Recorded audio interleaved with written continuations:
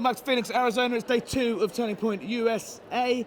And look who we found. It's Blake Marnell. I've done it already. That's all right. Brexit guy, Blake Marnell, friend of Harry Cole, Saves Yes. the West. Having a good time? This is quite an extraordinary event, isn't it?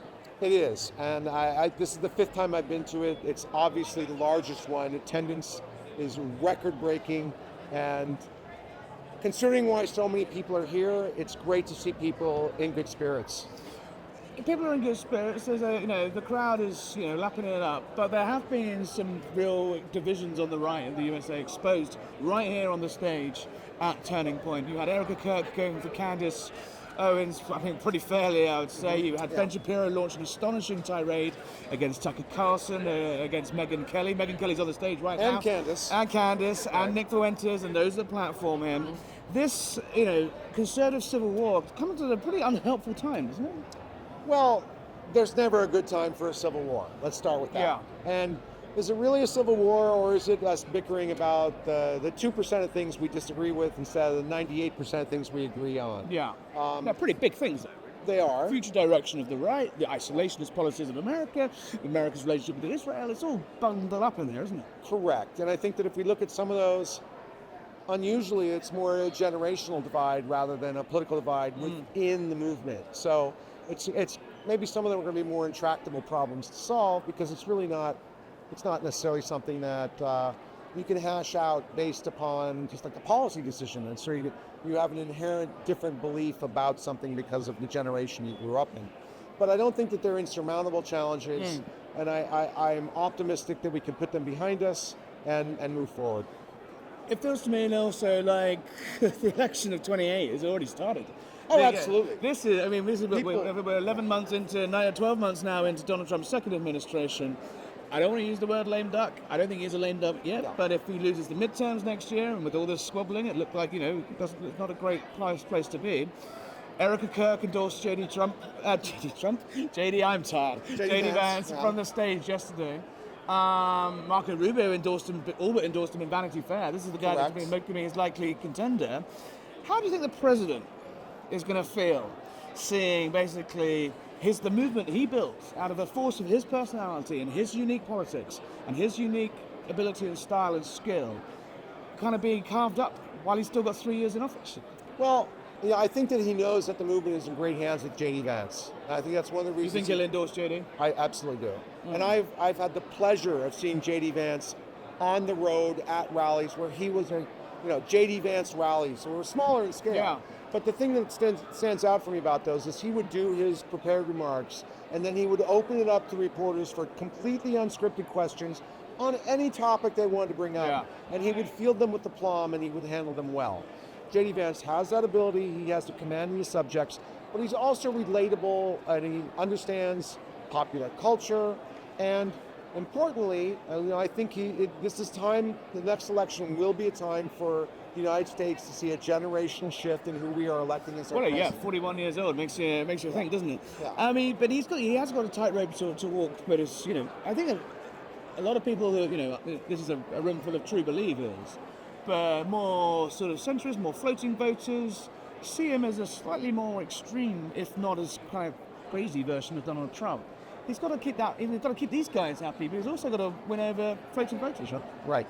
Look, he came out of a very fractious Senate campaign. Yeah. When he won on that, and I just believe in him. I think that he is going to have the chops to really do well in the campaign. He's going to win people over the more they find out about him. I've seen a little bit more of him than most. Yeah. And so. And you think Marco Rubio would who's on paper is the more senior politician, the more experienced politician? Look, I think Marco Rubio is doing a great job. Yeah. Great job as Secretary of State. That's fantastic. And if he decides to run, I'm all for it, because that's part of our system. It shouldn't just be only the VP gets to run. If Marco Rubio decides he wants to put his hat in the ring, so be it. That's fine. And, as we reach the last, the end of the year, we're looking back at the first year of the Trump administration. I mean, it's had its moments, it's had its ups, it's had its downs. You a loyal supporter. He had you up on the stage, as a sort of one of the sort of key figures, most recognizable figures of the MAGA movement. How do you feel it's gone? What's been good, what's been bad? Look, what's been bad has not been necessarily his fault. I think that the House of Representatives and the Senate have really not done a very good job of codifying his executive orders and translating them into laws. So the next person could just, with a flick of the pen, get rid of it all. Right, despite the majority that they have. And now, we're getting to the point where all the Congress people are going to start campaigning again for re-election, and then that makes them less likely to pass controversial legislation. Yeah. I think the president has done extremely well in my particular most important issue of the border. He's done fantastic. And so physical embodiment of the border. Exactly. There we go. And so many things are in America are downstream from illegal immigration. Lower immigration, people leaving the country, lowers the cost of housing, rises the amount of people who are making a better wage, and higher wages with low inflation basically brings things back into it feels the president is kind of frustrated that he's not getting the credit that he thinks he deserves. That address to the nation the other night was quite extraordinary. When he says things like affordability is a Democrat hoax, what is that? When people are struggling to pay their bills, their healthcare, their groceries. Yes, gas is down, but what does that? How do you think that looks to the average American who isn't feeling this golden age?